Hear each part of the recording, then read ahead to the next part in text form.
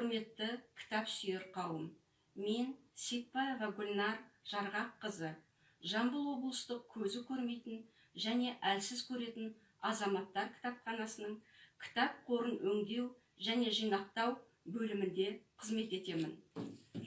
Президентіміз Қасым-Жомарт Тоқаевтың эстафеталық челленджін қолдау мақсатында әріптесім Қырғызбай Гүлнұрдың маған жолдаған эстафетасын жалғастыруда, қазіргі елімізде болып жатқан жағдайға байланысты үйде отырып, уақытымызды тиімді пайдалану үшін үйдегі оқып жатқан кітаптарымыз туралы ой бөліскіміз келіп отыр. Бұл Камшат Бекжігітованың «Ойыңды өзгертіп, өміріңді өзгерт» атты кітап.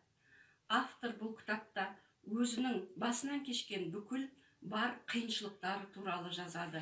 Және осы қиыншылықтарды жеңіп шығу үшін не түрткі болғанын, қандай жағдайда, қандай жетістіктерге жеткен түгелімен қазіргі оқырмандарымызға баяндайды. Одан кейінгі екінші кітабым Әкім Ысқақтың «Жүректегі жазулар» атты кітабы. Бұл күнделікте өмірдегі қарым-қатынас, жүрекке жол табу жолдары баяндалады. Сонымен қатар Иманғазинаның «Тауқымет» атты кітабында оқып шықтым. Ал дәл қазір оқып жатқан кітабым шетел әдебиеті Джек Кенфилдтың «Куриный бульон для души» деген 101 история о женщинах дейді. Осы кітапты оқудамын. Ал енді мен басында айтып кеткендей, кітапты біз отбасылы оқимыз, жолдасым екеуміз дегендей, келесі сөзді жолдасыма бұрайын.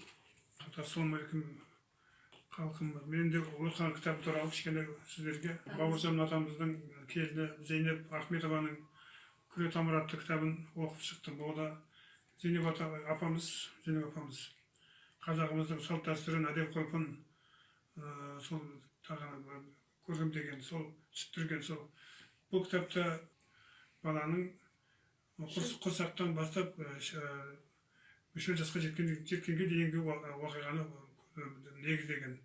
Бұл жерде көбінесе ұмыт болған салт дәстүріміздің бір екеуі маған ұнады. Оның ішіндегі тұмаққа салу деген. Тұмаққа салу деген салт дәстүрімізді ол жас бала шала туылған кезде оны бесікке білуге, қолға ұстауға келмейтін болғаннан кейін тұмаққа салып, соны керегеге іліп қойған екен. 40-на дейін. 40-на шыққанша керегеден кереге ауыстырып отырады екен.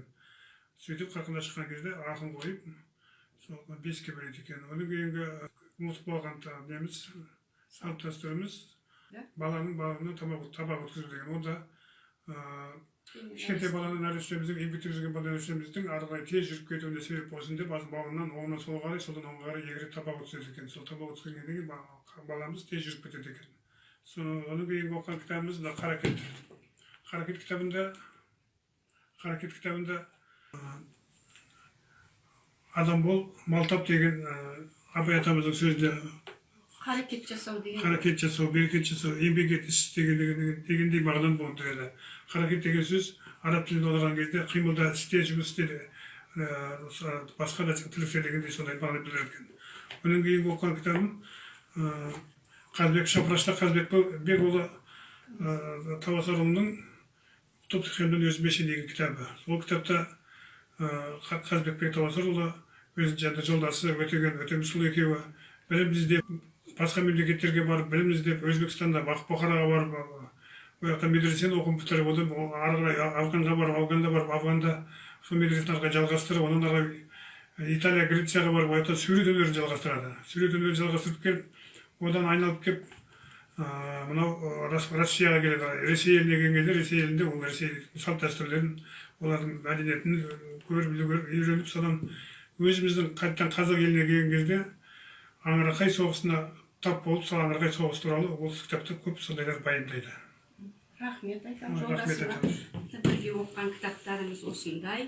Ал енді сөз соңында эстафеталық челленджді өзімнің әріптесім, жұмыстағы құрбым, құрдасым Керимбаева Нұржахан Сыдықназар қызына ұсынамын. Және халқыма айтатыным, осы кезді пайдалана отырып, қазағым, сабырлық танытайық, сабырлық таныта білейік. Біз ата, әже, апа болғандықтан бесік жырын естіп өскенбіз. Ертегі естіп өскенбіз. Сондықтан да осы кезді пайдаланып, үйде отырған кезде бір мезгіл кішкентай бүлдіршіндеріміз, немерелерімізге кешке құрым ертегі оқып бергенді өзімізге бір жақсы іс қып қосып алайық. Келесі кездескенше кітап оқудан ерінбейік. Оқы және оқы демекші, оқудан ешкім жаман болмайды.